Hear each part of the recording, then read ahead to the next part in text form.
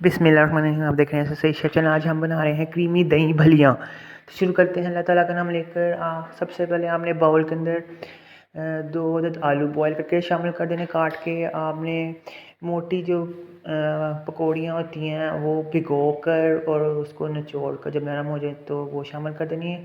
फिर आपने थोड़ी सी बंद गोभी और प्याज 1 अदद वो काट कर जूलियन ब्रीक वो शामिल कर देनी है। अब हमने ग्रीन चटनी जो बनाना सिखाई थी वो तकरीबन 3 चम्मच के करीब जाएगी इसके अंदर, वो शामिल कर देनी है। और दही लेना है आपने आधा किलो और उसके अंदर क्रीम का 1 पैकेट शामिल करके मिक्स करके अच्छी तरह से बीट कर लेना उसको और वो दही शामिल कर देना है। इसी तरह हमें थोड़ा थोड़ा करके दही इसमें डालते रहना है इसके ये दही इसके अंदर जज़ब वो भी होगा पकौड़ियों में, तो लिहाजा थोड़ा थोड़ा करके शामिल करते रहेंगे। इतना करना है कि ज़्यादा दही भी ना हो जाए। आप ये क्रीमी दही भलियाँ ईद के मौके पर ज़रूर बनाइएगा। अब आपने मीठी खट्टी मीठी चटनी लेनी है, वो तकरीबन 3 बड़े चम्मच शामिल कर देने और मिक्स कर लेना अच्छी तरह से।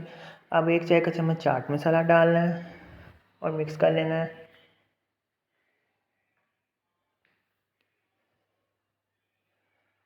और अब आपने इसके ऊपर पुदीना डालकर सजा देना है और इसके ऊपर आपने 1-2 चम्मच मीठी चटनी के ऊपर डालनी है ताकि खूबसूरत लगे और पापड़ी शामिल कर देनी है ऊपर। लीजिए, ये मज़ेदार क्रीमी दही भलियाँ तैयार हैं।